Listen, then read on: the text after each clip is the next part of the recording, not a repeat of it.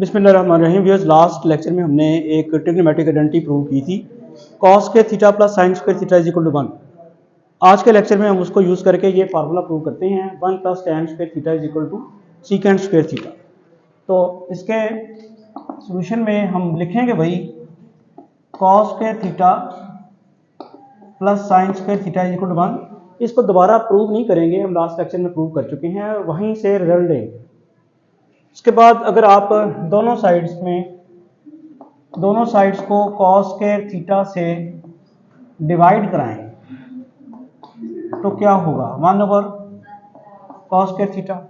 Left hand side में क्या हो जाएगा, cos square theta over cos square theta plus sine square theta over cos square theta, और ये किसके बराबर आ जाएगा, सीकेंड स्क्वायर थीटा के। अब ये कैसे आएगा, इसकी रीज़न है कि कॉस सीकेंड थीटा किसके बराबर है, ये आपने रीजन लिखनी है। Secant theta is equal to 1 over cos theta. ये ऊपर 2 डॉट्स और नीचे एक डॉट का मतलब है सिंस या बिकॉज। मैथमेटिक्स में हम इसको इस तरह लिखते हैं, secant theta is equal to 1 over cos theta. अब ये कॉस स्क्वायर थीटा कैंसिल होके क्या बना देगा आपस में, 1। और इसका भी एक रिजल्ट है कि जो tan थीटा है वो किसके बराबर होता है, नहीं, साइन थीटा और कॉस थीटा। ये सब कुछ आप 10th क्लास में पढ़ के आए हुए हैं, 9th सेंथ। तो फिर इसकी जगह मैं क्या लिख दूंगा, tan theta is equal to secant square theta. और ये एक और फार्मूला हमने प्रूव कर दिया, जिसको प्रूव करने में हमने जो फंडामेंटल रिजल्ट ऑफ ट्रिग्नोमेट्री है, कॉस के theta plus sine square theta is equal to 1, वो यूज़ किया है। एक और देखते हैं result, prove that 1 plus cot square theta is equal to cosecant square theta. इसका स्टार्ट भी वहीं से ही होगा, cos square theta plus sine square theta is equal to 1। इसको प्रूव करने के लिए हमने कॉस स्क्वायर थीटा से डिवाइड किया था, इसको प्रूव करने के लिए आप साइन स्क्वायर थीटा से डिवाइड कर दें। दोनों तरफ अगर आप साइन स्क्वायर थीटा से डिवाइड करते हैं तो ये आता है, इधर आ जाएगा 1 ओवर साइन स्क्वायर थीटा। ये बन जाएगा cos square theta over sign square theta plus sine square theta over sign square theta. और ये किसके बराबर बन जाएगा, ये कोसेकेंड स्क्वायर थीटा। इसकी रीज़न भी आप वही बताएंगे कि कोसेकेंड थीटा बराबर है किसके, 1 ओवर साइन थीटा के। ये आपके पास क्या बन जाएगा, और एक और है जो कॉट थीटा है वो cos theta over sine theta. Cot theta basically tan का रेसिप्रोकल है, tan है sine theta over cos theta, और कॉट होगा कॉस ओवर साइन, उसका रेसिप्रोकल। तो यहां से आप देखते हैं कि ये बन जाएगा आपके पास कॉट स्क्वायर थीटा, और ये कट जाएगा प्लस 1 कोसेकेंड स्क्वायर थीटा। तो यहां से इसको हम लिख सकते हैं 1 plus cot square theta is equal to cosecant square theta.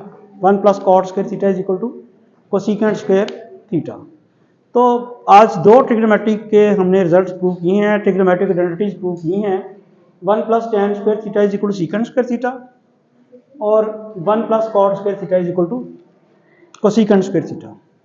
ठीक है, तो आप क्या अभी लेक्चर शुरू होने से पहले क्या कह रही थी कि ज़ूलॉजी में मैथ नहीं होना चाहिए? नहीं, उसकी रीज़न आपने तो शायद ये स्टेटमेंट दी कि मैथ होना ही नहीं चाहिए, इसी किस्म की। नहीं, अगर मैथ नहीं होना चाहिए, चलो ठीक, हम कहते हैं नहीं होना चाहिए।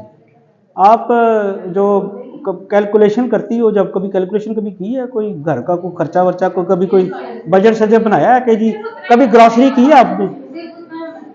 सिर्फ जितना आता है। अच्छा इसका मतलब है कभी आपको लाखों करोड़ों रुपए मिल जाएं तो फिर उसका हिसाब नहीं आप करना चाहोगी? उसमें नहीं उसका तो कभी आप हो सकता है ना कि मैनेजिंग डायरेक्टर लग जाओ किसी फैक्ट्री में या किसी फर्म में, तो उस इतनी बड़ी फर्म आपके अंडर कंट्रोल आ जाए तो आप उसको उसमें उसका हिसाब नहीं करना चाहोगी, उसमें नहीं लगना चाहोगी है?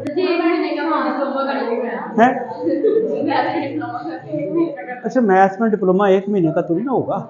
ये आपकी आप भी सुन लें, अगर कोई शायद आप भी मुस्तफीद हो जाएं, आप लास्ट बैठी हुई। तो मतलब ये है कि ये अब इसके थोड़ा सा यूजेस आपको बताते हैं। हाँ आपने वो डीएनए तो सुना हुआ है? नहीं तुमने नहीं सुना हुआ? डीएनए किसी ने नहीं सुना? आपका तो फील्ड जूलॉजी, वो नहीं सुना हुआ, वो सुने नहीं हुआ डीएनए? वो जब एनालिसिस करते हैं डीएनए बेस के ऊपर आइडेंटिफिकेशन होती है, बंदा मर जाता है उसकी आइडेंटिफिकेशन होती है उसका, ये सुना नहीं हुआ आपने? और फिर ये भी सुना होगा कि वो मिलता, वो पीछे जो 3 बच्चियां बैठी हुई है ना, वो माशाल्लाह बहुत ही कुछ उनको ज़्यादा सुना हुआ है और वो ज़्यादा बताना चाह रही हैं। ये भी आप देखते हैं कि कभी मैच नहीं करता डीएनए, अल्लाह तबारक तआला ने ऐसी एक रखी है। अच्छा फिर एक और भी, चलें वो डीएनए को छोड़ दें, वो मुझे भी नहीं आता होगा, मैं और चीज़ बात कर लेता हूँ। ये फिंगरप्रिंट्स की बात हो रही होती है, ये भी नहीं मिलते किसी के मिल जाते हैं, तो ये भी अब इसमें मैं ये अगर आप देखें तो इसी से अल्लाह ताला ने ये जो हमें ये सलाहियत दी है, अब अल्लाह ताला ने तो दे दी ना ये फिंगरप्रिंट्स, हमें कैसे पता चला कि ये नहीं मिल रहे? ये फिंगरप्रिंट भी कोई चीज़ है और मेरे फिंगरप्रिंट्स इतने इंपॉर्टेंट हैं कि किसी और के साथ मैच नहीं करते, ये कैसे पता चला? अल्लाह ताला ने तो दे के बताया तो कोई नहीं था, तो बता दिया था, कैसे पता चला? साइंस, और साइंस बगैर मैथ के हो जाती है, कोशिश करती है बगैर मैथ के। अच्छा इसके पीछे तो हर जो चीज़ इन्वॉल्व है जो वो शायद आपको मैं समझा ना पाऊँ, तो आगे एक छोटा सा और बात कर लेते हैं। कभी आप यहाँ लाहौर से कभी आपने कोई सफ़र किया है? लाहौर से बाहर कभी गए? हाँ बताएं, कहाँ जाती हो? मरी गए हैं। अच्छा चलो ठीक है, लाहौर से मरी का फासला कितना है आपको पता है? वो आखिर में जो बैठी हुई बच्ची, जी बेटा नहीं पता, 400-450 किलोमीटर है। तो ये कैसे मेजर किया था?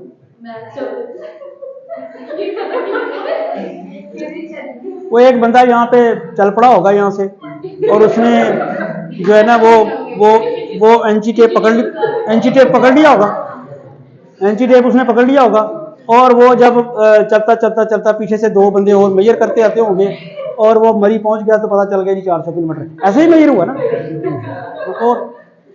और कैसे हुआ? ऐसे ही मेजर हो सकता, और नहीं तो फिर इस तरह मतलब ये हुआ कि अगर यहाँ से अगर आपने किसी और कंट्री का डिस्टेंस मेजर करना हो तो फिर तो बंदे छोड़ने पड़ेंगे कि वो पकड़े यहाँ से, और वो हाँ तो वो नहीं, वो फिर वो शिप पे जाएगा ना। और ये अलग बात है कि शिप बना कैसे था, यानी आपको डिस्टेंस मेजर करने के लिए पहले शिप बनाना पड़ेगा, ऐसे ही है। वो देखो कह ही जा रही है ऐसा, तो ऐसे डिस्टेंस मेजर नहीं हुआ, डिस्टेंस ऐसे मेजर नहीं हुआ। आप बाइक पे जाते हैं, गाड़ी पे जाते हैं, तो आप यहां से घर चले, बाकी दूर को छोड़ें, घर का फासला अब आप खामोशी से सुन लोगी कि नहीं सुन लोगी? यानी जाहल होना कोई ऐब नहीं है, जाहल रहना ऐब है। आप जाहल रहना चाहते हो, आपको आपकी इल्मी का मसला कोई नहीं है, मसला आपके ना सीखने का है कि आप सीखना नहीं चाहते। अभी मैं ये ना वीडियो आपकी तरफ भी करूंगा ताकि लोगों को पता लगे कि ये वो क्लास है जिसको मैं पढ़ा रहा हूं और वो जो पढ़ना नहीं चाह रही, यानी वो नाइजीरिया से दुनिया जहां से लोग पढ़ के कमेंट भेज देते हैं कि सर वो बड़ी समझ आई है, तो जिनके पास में आ गया हूं पढ़ाने वो उन्होंने समझा कि बस यही वजह है।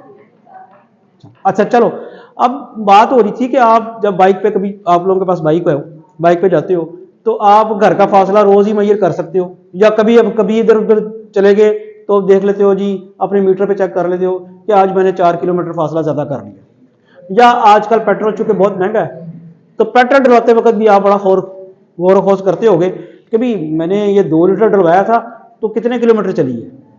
अब वो किलोमीटर जो है आपके मीटर पे कभी सोचा कि मीटर पे किलोमीटर कैसे आ जाते हैं? कहीं वो बंदा बैठाया हुआ है कि वो सड़क नापता जाता है और वो आपके मीटर पे डालता जाता है? नहीं। कोई बताएगा आप में से कि जो आप गाड़ी पे जाते हो और गाड़ी पे नंबर ऑफ किलोमीटर आ रहे होते हैं वो कैसे आ रहे होते हैं? हाँ हाँ हाँ हाँ, बिल्कुल सही कह रहे हो, बताओ शाबाश। ये जो तुमने ऐसे किया तो मुझे लगा तुम्हें पता है। टायर रोल करेंगे तो जितनी दफा टायर रोल होगा, अब क्या होगा क्या कि एक टायर की पैमाइश कर लेते हैं। अब टायर की पैमाइश करने का तरीका कार क्या है? आप ये समझें कि आपको सिर्फ समझाने के लिए कि टायर का जितनी उसका सरकमफेरेंस है उतना धागा बांध लेना आप, ठीक है। यानी एक जगह पे टायर पे आप उसको धागे को रख के स्टिच करके और उसके बाद पूरा रोल करके देख लें कि उसकी क्या पैमाइश आ रही है, और वो पैमाइश जो है वो आप स्केल से मेजर कर लें। राउंड अबाउट कितनी आ सकेगी वो, फर्ज करें हम समझाने के लिए कर लेते हैं कि वो आ रही है राउंड अबाउट कितनी आ सकती है? चलो 2 फीट 2 फीट इन्होंने कहा जी, फर्ज करें तो वो जो आ गया 2 फीट आ गया। अब जितनी दफा वो रोटेट करेगा उतनी दफा उसको 2 से मल्टीप्लाई कर दिया जाएगा तो वो 2 फीट आता जाएगा, और फिर उसके बनाए जा सकते हैं किलोमीटर मीटर वगैरह बनाए जा सकते हैं, ठीक है। अब मसला ये है कि वो डिस्टेंस तो नहीं मालूम कर सकता, लेकिन नंबर ऑफ रोटेशन तो बता सकता है आपको कि जी ये यहां से वहां तक गया था तो इसने 500 इसके टायर ने रोटेशंस की हैं। तो मीटर जो है वो नंबर ऑफ रोटेशन, मीटर को फीड कर दिया गया है कि इस टायर की 1 रोटेशन का डिस्टेंस इतना है। वो तो मेजर करके आप चलने मैनुअल कर लिया चाहे जो भी कर लिया, एक उसको सेटअप दे दिया कि भाई ये इतना है।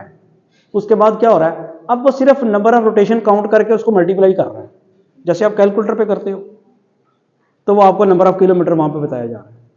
अब उसके पीछे जो साइंस है वो ये है कि ये सर्कल का सरकमफेरेंस यहां से आप शुरू करके यहां दोबारा यहां पे आए तो ये इसकी पैमाइश आपने कर ली, और ये है सरकमफेरेंस, और इस सरकमफेरेंस का फार्मूला है 2πr, ठीक है। तो अब अगर फर्ज करें इसका रेडियस r है तो उसको 2π से मल्टीप्लाई करें तो वो जो मैंने अभी आपको कहा था ना कि टायर को धागा बांध के खोल के, वो भी करने की हमें जरूरत नहीं है। सिर्फ आपने उसका रेडियस देखना है कितना सर्कल का, उसको 2πr से मल्टीप्लाई कराना है और ये पूरा टोटल सर्कमफेरेंस आ गया। इसकी मेजरमेंट आपके पास आ गई। अब डिपेंड करेगा कि नंबर ऑफ रोटेशंस कितनी है। मरी तक जाते वक्त उस टायर ने कितने 1000 रोटेशंस की थी, वो उसको मल्टीप्लाई करके आपको आपके साथ साथ ही आपको मीटर जो है वो, तो जो आप कह रहे हैं ना इसके बगैर आप चल ही नहीं सकते, कोई भी नहीं चल सकता। वो लगता ही है अनफॉर्चुनेटली हमारा सिलेबस हमारा करिकुलम वो उसके साथ मैच नहीं कर रहा होता। जूलॉजी और बॉटनी वालों को पढ़ते वक्त महसूस नहीं हो रहा होता कि इसका मेरे को फ़ायदा होगा। वो अगर फ़ायदा महसूस होना शुरू हो, मैथमेटिक्स इस तरह की एप्लीकेशंस आएँ जहाँ से आपको फ़ायदा महसूस होना शुरू हो, तो फिर आप कहते हैं कि ठीक है। इस तरह अगर आपने एक फ़ायदा मैं आपको और बता देता हूँ, वो आप जाके सर्च कीजिएगा। अनफॉर्चुनेटली मोबाइल तो आपके हाथों में होते हैं हर और 24 घंटे होते हैं और उन पर कोई काम की चीज़ कभी नहीं आप ढूंढते। मसलन आप तो जूलॉजी के स्टूडेंट्स हैं, आपने केमिस्ट्री की इक्वेशंस को बैलेंस करना सीखा हुआ ना, कैसे बैलेंस होती है कि इक्वेशन लिखी हुई है तो उसको कैसे बैलेंस करना है, उसमें किन किन चीज़ों का ख्याल रखा जाता है जी? बोलो ना, आप ये तो पढ़ के आए हो, जूलॉजी के बच्चे हो। हाँ जी। और मेरे तक आवाज नहीं आई। और वो वैलेंसी कोई और चीज भी मुझे नहीं पता, वैसे मैं तो आपसे पूछ रहा हूँ, आप जो बता दो कि मैं मान लूंगा, मुझे नहीं पता। बहुत कुछ आपको रखना पड़ता है, लेकिन आपने बताया मुझे कुछ नहीं अभी तक। जब आप इक्वेशन बैलेंस करते हो तो उसमें आपको बहुत चीज़ों का ख्याल रखना पड़ता है। मैथमेटिक्स में इक्वेशन को बैलेंस करने के लिए किसी चीज़ का कोई ख्याल नहीं रखा जाता। ये कहीं मैंने लेक्चर भी अपलोड किया हुआ है। आपकी केमिस्ट्री की 11वीं या 12वीं क्लास की एक एक इक्वेशन थी, केमिकल इक्वेशन, जो बड़ी मुश्किल से बैलेंस होती है। उसको मैंने फिर बैलेंस करके दिखाया था मैथमेटिकली। इसमें कोई बैलेंसी, कोई चीज़, कुछ नहीं ख्याल रखना। तो वो बैलेंस करने के लिए क्या होता है, वहाँ एक बनती है सिस्टम ऑफ लीनियर इक्वेशंस। आप कौन सा चैप्टर पढ़ रहे हैं आजकल? Quadratic equation. आपने सिस्टम ऑफ लीनियर इक्वेशन वाला चैप्टर भी नहीं पढ़ा। तो उसमें आप जितने अननोन्स हैं, उतनी इक्वेशंस हैं, लीनियर इक्वेशंस हैं, उनको सॉल्व करके उनकी वैल्यू निकालते हैं। तो सिस्टम ऑफ लीनियर इक्वेशन आप बनाते हैं और उसके बाद वो बैलेंस करके आपके, वो काम बहुत लंबा है, वो भी इतनी आसानी से नहीं होता। लेकिन उसमें जो आसानी है वो ये है कि आपको कोई चीज़ याद नहीं रखनी पड़नी। आपने मैथमेटिकल टूल एक लगाना है और आपने इक्वेशन बैलेंस कर देनी है। तो असल इशू ये है कि आप सिलेबस का भी काम सही नहीं करते हो आप लोग, और उसमें दूसरी चीज़ों में ज़्यादा आप मसरूफ़ रहते हो।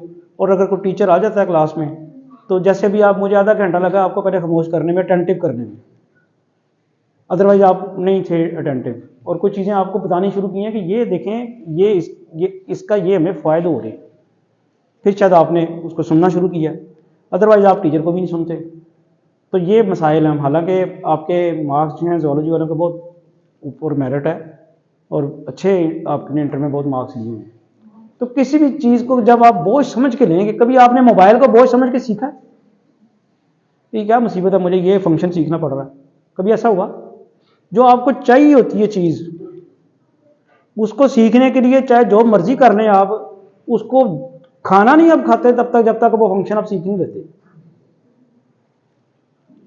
तो उसमें तो कभी आपने वो, चूंकि आप अपनी विल से कर रहे हैं, विल से जो भी चीज़ करेंगे वो कभी आपको ना भूलेगी और ना ही कभी वो उसमें आपको बर्डन महसूस होगा।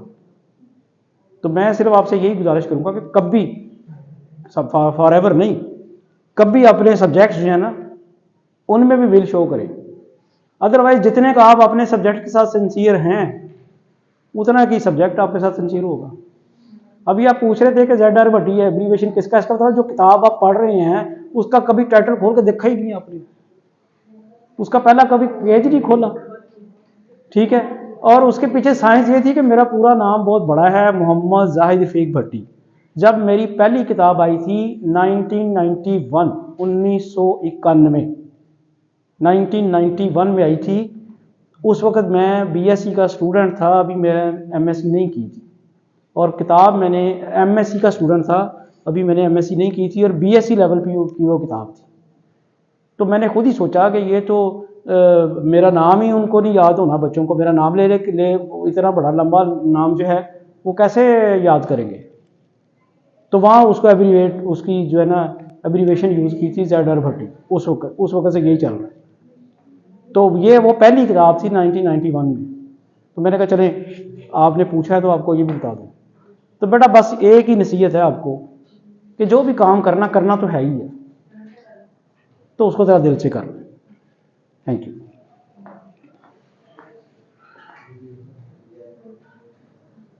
हाँ।